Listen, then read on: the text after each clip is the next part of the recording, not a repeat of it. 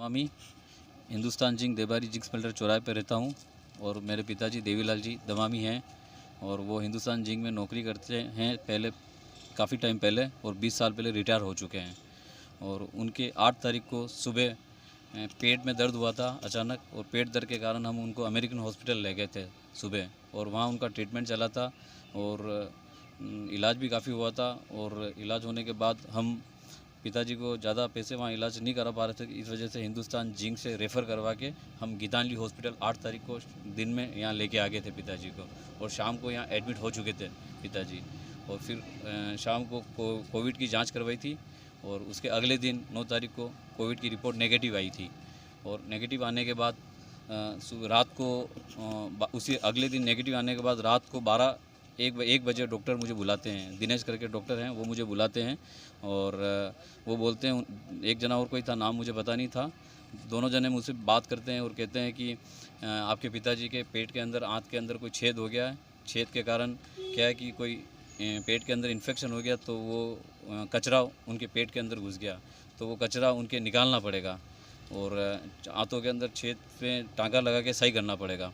तो मैंने बोला ऑपरेशन से सही हो जाएंगे पिताजी, हाँ सही हो जाएंगे, कोई दिक्कत की बात नहीं, पर अगर ऑपरेशन नहीं करोगे तो हालत बढ़ती रहेगी। तो फिर सुबह ऑपरेशन था, फिर सुबह उन्होंने ऑपरेशन किया और दिन में 12-1 बजे शायद ऑपरेशन ख़त्म हो गया था, और फिर वो बाहर निकले थे ओटी से बाहर, और फिर वो दिनेश जी डॉक्टर ने कहा कि ऑपरेशन सक्सेसफुल हो गया है। और सक्सेसफुल होने के बाद फिर डॉक्टर बाहर से और भी आए थे, फिर उन्होंने बताया था कि ये संजीव अग्रवाल डॉक्टर हैं आपके, इन्होंने ही आपका ऑपरेशन किया था। तो ऑपरेशन कंप्लीट अच्छा हो चुका था। होने के बाद फिर उनको एसआईसीयू के अंदर शिफ्ट कर दिया था, और एसआईसीयू के अंदर शिफ्ट करने के बाद 2 दिन वेल्टी वगैरह ऑक्सीजन पे रखा था, तीसरे दिन भी थे, फिर चौथे दिन उनको होश आ गया था और अच्छे से बात करने लगे थे, और वेल्टी और ऑक्सीजन से भी हटा दिया था। फिर डॉक्टर ने बोला था कि अब आपके पिताजी बिल्कुल ठीक हैं और आपके पिताजी को जल्दी छुट्टी मिलने वाली है और वार्ड में शिफ्ट कर देंगे, और आपके पिताजी बिल्कुल चलते हुए जाएंगे, और अब कोई बीमारी इनके है भी नहीं है, बिल्कुल सही है। ये बात हो चुकी थी। फिर उसके 5वें दिन इन डॉक्टर ने मुझे ये बोला कि आपके पिताजी को इन्फेक्शन हो गया फिर से। मैंने कहा किस बात का इन्फेक्शन हुआ? कि पेट के अंदर इन्फेक्शन हो गया। तो मैंने बोला कि इन्फेक्शन, मैंने बोला उनको, मैं तो घर ले गया नहीं इनको, तो इन्फेक्शन कहाँ से हुआ? ओटी के अंदर मैं आया नहीं, ऑपरेशन आप लोगों ने करा, और एसआईसीयू के अंदर मुझे लेके आते हो, मैं वहाँ दूर खड़ा रहता हूँ, और ये सारे लोग आप ही हो, डॉक्टर लोग, सारी टीम, तो ये इन्फेक्शन आपके लोगों से फैला होगा। नहीं, हमारी वजह से नहीं फैला, ये इन्फेक्शन पड़े पड़े फैल जाता है। मैंने कहा पड़े पड़े ऐसे कैसे फैल सकता है? कि पेट पे हो जाता हो तो इन्फेक्शन पेट के अंदर। तो मैंने कहा अब क्या करना पड़ेगा? तो इन्होंने बोला है कि दोबारा और ऑपरेशन करना पड़ेगा। तो मैंने बोला कि अब ऐसी हालत कंडीशन थी, पूरा चीर फाड़ कर दिया था पिताजी का, पूरा ओपन सर्जरी करने के बाद अब वो मुझे कह रहे कि दोबारा और ऑपरेशन करना पड़ेगा। फिर ऐसी हालात में मैं पिताजी को कहीं लेके नहीं गया था, और फिर दोबारा पिताजी का इन्होंने दोबारा ऑपरेशन किया, और दोबारा ऑपरेशन करने के बाद पिताजी अब मेरे एसआईसीयू में एडमिट है 2nd फ्लोर पे, और उदयपुर गीतांजलि के अंदर ही हैं। और फिर यहाँ पे वो अभी तक वेल्टी पे 2 बार लगाया इनको, और दोबारा हटाया, 3-4 बार वेल्टी नेट ऑक्सीजन पे लगा के पिताजी को रख रखा है, और ढंग से जवाब भी नहीं दे रहे हैं ये डॉक्टर, और डॉक्टर गुमराह कर रहे हैं। कोई जब जिनके डॉक्टर से मैं बात करता हूँ तो कोई जूनियर डॉक्टर कहते हैं कि आप इनको वहाँ पे ले जाओ हॉस्पिटल में, सरकारी हॉस्पिटल के अंदर, दूसरे डॉक्टर बोलते हैं कि अहमदाबाद ले जाओ, और बाकी कोई डॉक्टर ढंग से बात नहीं करते हैं। कोई डॉक्टर कहता है कि इनको यहाँ ले जाने से अच्छा है कि बाहर ले जाने से अच्छा है कि इनको यही मर्डर कर दो आप। अब मैं कहाँ ले जाऊँ? मर्डर करने वाली बात किसने कही? वो इन्होंने डॉक्टर संजीव अग्रवाल ने हायर किया था डॉक्टर को, कि बोला, संजीव अग्रवाल ने बोला कि गेस्ट्रो के डॉक्टर हैं, अब ये गेस्ट्रो का इलाज आपके डॉक्टर कमल किशोर करेंगे, वो हमारे सीनियर है, वो करेंगे, अब उनके पास में आपका ट्रीटमेंट चलेगा। तो मैंने कहा ट्रीटमेंट तो आपको दिया था मैंने इलाज करने के लिए पापा, तो वो कैसे करेंगे? नहीं, आपको उनसे मिलना पड़ेगा। फिर भी मैं लाचार, अब मैं क्या करूँ? फिर उनके पास गया, फिर उनके चैम्बर में बैठ के बात करी, तो उन्होंने बोला इस तरीके से कि इस तरीके से ये केस है, मेरे पास आया और गेस्ट्रो का मामला है, गेस्ट्रो का मुझे देखना पड़ेगा, इनके पापा के छेद ज़्यादा हो गया, इन्फेक्शन ज़्यादा फैल गया। तो मैंने बोला कि सर जब सब आप ही देख रहे हो तो आप ही ऑपरेशन कर लेते।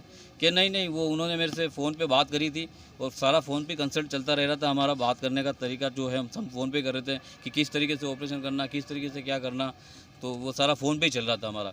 तो मैंने बोला फ़ोन से करने से अच्छा है कि इससे अच्छा है कि आप खुद ही ऑपरेशन कर लेते, 2 दिन रुक जाते आप, फिर आराम से ऑपरेशन करते हैं। तो बोले नहीं, वो मैं ओटी में था, दूसरे ऑपरेशन कर रहा था, इस वजह से मैं नहीं आ पाया। मैंने कहा कि तो अब क्या करूँ मैं, या तो फिर यहाँ मैं अफोर्ड भी नहीं कर सकता हूँ, मेरे पास पैसा भी नहीं है कि मैं इतना इलाज कर सकूँ यहाँ पे, और मैं आर्थिक और मानसिक रूप से बहुत डिस्टर्ब हो चुका हूँ। और आप एक काम करो, या तो मुझे छुट्टी दे दो तो मैं, ताकि इनको सरकारी हॉस्पिटल या कहीं पे भी ले जाऊँ जहाँ मैं इलाज करा सकूँ, सक्षम हूँ। उसके बाद इन्होंने बोला यहाँ ले जाने से अच्छा है कि इनका मर्डर कर दो, ये बात ये बोल रहे हैं। ऐसी तो लैंग्वेज डॉक्टर बोलते हैं। मतलब डॉक्टर बचाने के बजाय आपको ये कह रहे हैं कि मर्डर कर दो, यानी कि डॉक्टर जो भगवान के बाद में दुनिया में दूसरा रूप माना जाता है भगवान का, डॉक्टर वो खुद भगवान का रूप डॉक्टर आपको ये कह रहा है कि इससे अच्छा तो उनका मर्डर कर दो। फिर आपको जब ये बात कही मर्डर कर दो, तो फिर उस समय आपकी भावनाओं ने क्या कहा आपको? मेरी भावनाओं ने यह कहा कि जीवन के अंदर कि डॉक्टर नाम जो भगवान होता है, कि डॉक्टर अपने पास ऐसा होना भी नहीं चाहिए, और कभी जीवन के अंदर कभी प्राइवेट हॉस्पिटल में किसी इंसान को लेके आना ही नहीं चाहिए, क्योंकि इन लोगों के पास दिल तो है नहीं है। सब लोग दिल तो अपने घर पे रख के आ जाते हैं, और इस तरीके से यहाँ पेशेंटों के साथ बुरा बर्ताव कर रहे हैं, और इस तरीके से लोग यहाँ के हालात चल रहे हैं। और यहाँ इस तरीके से गंदगी की जा रही, जहाँ हम बैठे रहते हैं खाना खाते हैं, वहीं पॉजिटिव सेंसिटिव वार्ड पास में, वहीं उस पॉजिटिव वार्ड वाले को पॉजिटिव टेस्ट करा के वहीं से उनको लेके जाते हैं, और वहीं से फिर उनको लेके जाते हैं, और खाना भी हम वहीं खाते हैं। इनको ये रात को 10 बजे इनके ये चीज़ चलती है, दिन में तो ये चला नहीं पाते हैं। और जो जहाँ पिताजी एडमिट हैं, वहीं वो फिर कोविड को टेस्ट कराने के लिए भी अंदर जाते हैं, वो अंदर जाते हैं टेस्ट कराने के लिए कि कोविड। यानी आप ये कहना चाह रहे हो कि कुल मिला के इस हॉस्पिटल के अंदर कहीं ना कहीं लापरवाही है? लापरवाही क्या है, यहाँ तो बहुत सी लापरवाही है। आए दिन यहाँ मौतें हो रही है, और मेरे पिताजी के साथ तो बहुत ही बुरा हो रहा है। न तो कोई इलाज हो रहा है, न ही इनके साथ कुछ अच्छा कर रहे हैं। और पिछले 26 दिनों से हम यहीं गीतांजलि हॉस्पिटल के अंदर है, और गुमराह हो चुके हैं। पूरा परिवार आर्थिक रूप से, मानसिक रूप से हम बहुत परेशान हो चुके हैं, और हम इतना परेशान हो चुके हैं कि हमें मरने के अलावा और कोई रास्ता नहीं दिखाई दे रहा कि हम क्या करें। और हॉस्पिटल वालों ने बहुत ही हमें मतलब गुमराह कर रहे हैं, मतलब इस तरीके से सवाल नहीं दे पा रहे हैं, कुछ जवाब नहीं दे पा रहे। अब तक लगभग आपका कितने का बिल बना चुके होंगे हॉस्पिटल में? डॉक्टर ने कम से कम बिल बना दिया है, इन्होंने 5 लाख रुपए का बिल बना दिया है, और 2 लाख तो हमारे हिंदुस्तान जिंक से रिटायर होते जो उन्होंने दिए हैं। वो बता रहे हैं कि 2 लाख की लिमिट है आपकी, 20 साल रिटायर हो गए, इसलिए आपको 2 लाख से ज़्यादा नहीं मिलता है। और 15,000 रुपये कुछ डिपॉजिट कराया मैंने, और फिर उसके बाद 26 दिनों से मैं यहीं रह रहा हूँ, और 5.5 लाख रुपए का बिल बना दिया। और आज इतना परेशान हो कि आज मुझे यहाँ के लोग कहते हैं कि जब मैं आईसीयू के अंदर बैठा हुआ था, जब इनका फ़ोन आता, ये कहते हैं कि अगर आपने पैसा आज अभी इस वक्त आज अगर जमा नहीं कराया, आज 2 तारीख है, 2 नवंबर 2020 है, और आज के दिन ये कहते हैं कि आज अगर आपने पैसा नहीं जमा कराया तो आपके पिताजी की सारी दवाएं गोलियां हम सब बंद कर देंगे। मैंने कहा पिताजी का इलाज कर रहा नहीं, हमें कोई पता नहीं है, दवाएं सारी बंद कर देंगे, खाता सारा बंद कर देंगे आपका, और हम कुछ नहीं जानते हैं। डायरेक्ट इन्होंने डरा धमका के मुझे ये बोल रहे हैं। और ये मेरे बड़े भैया भी मेरे साथ में हैं, और सुरेश भैया भी मेरे साथ में, आप इनसे भी बात करो, ये भी थे ओटी के अंदर।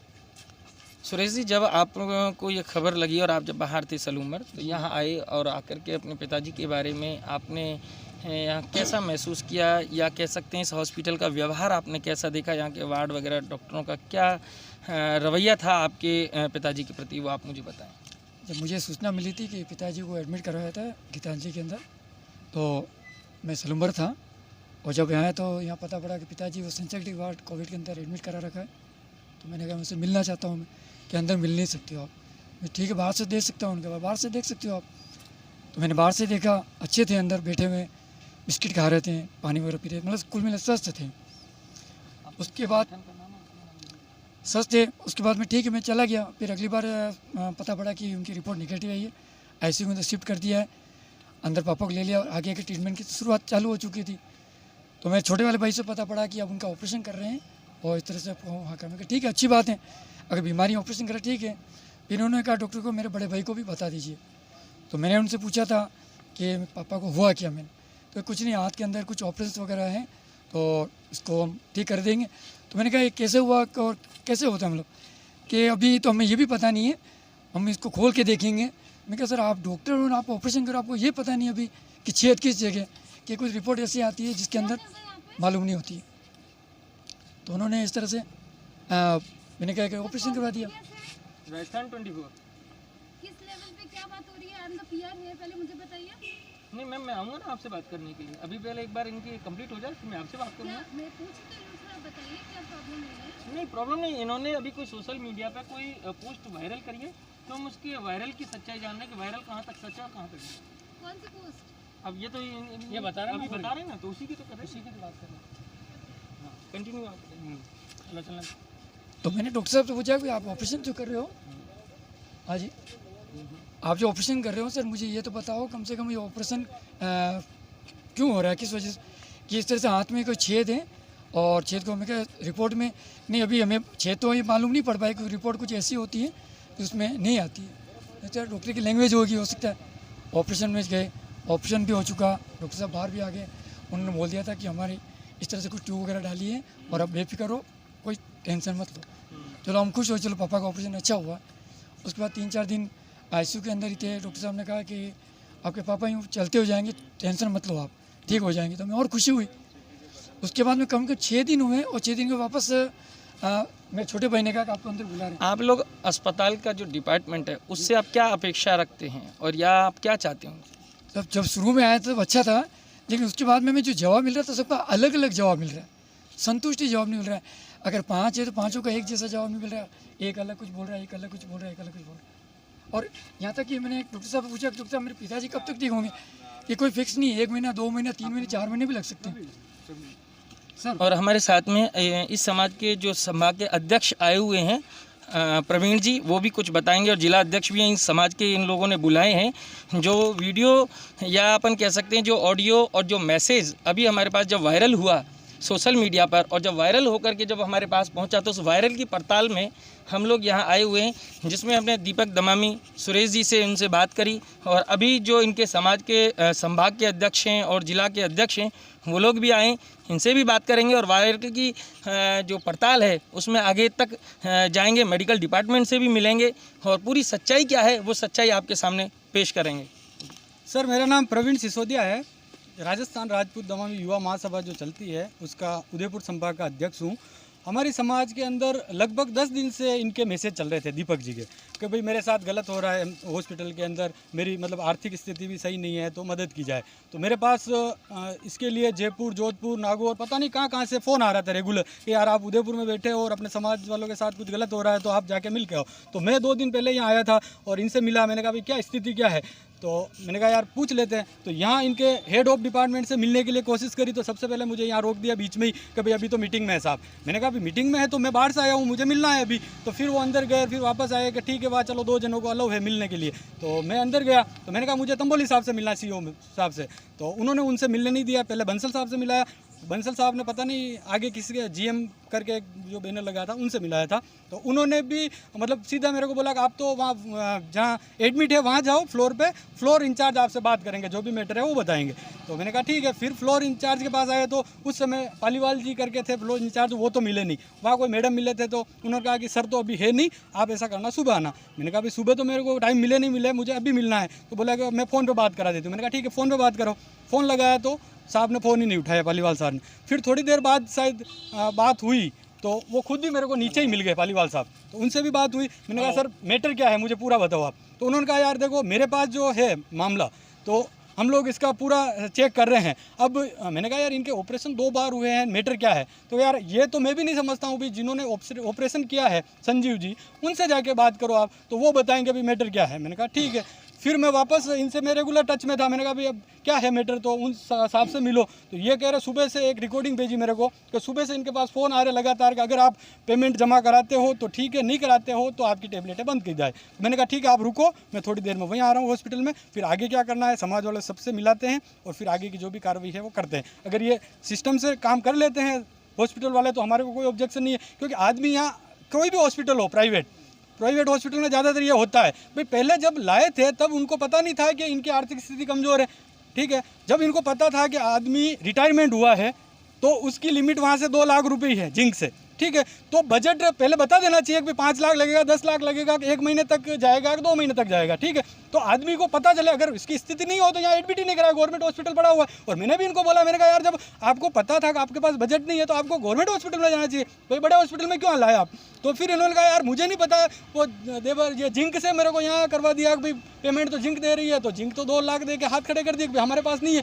अब स्थिति अभी ये पोजीशन पे है कि 5.5 लाख का बिल भी पड़ा हुआ है 2 लाख रुपए जिंक ने दिए, 15,000 रुपये इन्होंने जमा कराए, अब 3 लाख रुपए तो पहले जमा करो। आदमी की स्थिति में देख के आया तो वो क्या पता, कुछ हो ही नहीं रहा, समझ में नहीं आ रहा, हो सकता है 2 दिन में ही मर जाए या कुछ भी हो जाए, या यहाँ से अब यहाँ से हटा भी देवे तो कौन दूसरे हॉस्पिटल वाले थोड़ी इसको एडमिट करेंगे बताओ, और नहीं करेंगे तो पहले तो 3 लाख रुपए यहाँ जमा करो, और अगर 1 महीना तक यहाँ इलाज चलेगा, अगर 5 लाख और बिल बन गया तो देगा कहाँ से आदमी।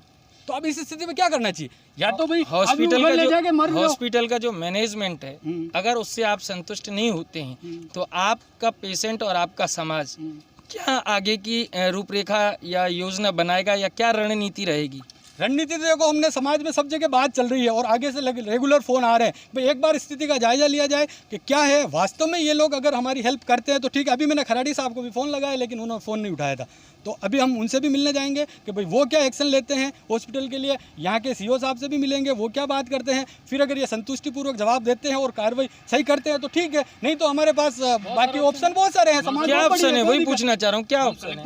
ऑप्शन तो क्या, हम तो यही खड़े हो जाएंगे और इनको कहेंगे कि इनके पिताजी को यही छोड़ दो, ये इलाज नहीं करे तो छोड़ दो, मरने दो, कोई बात नहीं, मर जाएंगे, हम लेने भी नहीं आएंगे, ये इनकी डेड बॉडी को ये जलाते रहेंगे। मतलब कुल मिला के आप ये है कि अगर ये संतुलित व्यवस्था नहीं होती है तो आप उग्र प्रदर्शन की ओर अपना करेंगे, तो उग्र को मरने थोड़ी देंगे सर यार। हम मैं देवीलाल दातिया, एक क्षत्रिय दमामी समाज जिला अध्यक्ष होने के नाते मैं इस परिवार की, आपने पूरी बात सुनी, मैं यही चाहता हूँ कि इस परिवार के साथ न्याय हो, और ये उस स्थिति में नहीं जो बजट बता रहा है हॉस्पिटल, उस स्थिति में ये नहीं है, और इन्होंने हमारे समाज से भी मदद मांगी, लेकिन हम समाज भी कितनी तौर पर देंगे। तो हम यही चाहते हैं कि हॉस्पिटल से इसका न्याय करें और इस परिवार को कम से कम जितना हो सके जितनी रियायत दें, और इनको जो इन्होंने वादा किया था हॉस्पिटल इनके साथ कि भाई आपके पिताजी चल के जाएंगे, तो हो सकता है चल के नहीं जाते, लेकिन इनको कम से कम रियायत और उनको सही करके इनको सौंप दें। आप लोग ये चाहते हैं कि हॉस्पिटल का जो मैनेजमेंट है वहाँ से इनको पूरा संतुष्टिजनक इलाज मिले और व्यवस्थित कम पैसे में इनका कार्य हो जाए। हम 2 बार पहले भी आ चुके हैं, लेकिन इस हॉस्पिटल का रवैया हमें बिल्कुल नहीं पसंद है, क्योंकि बिल्कुल जवाब देने के लिए तैयार नहीं है। पहले 2 बार कब आए?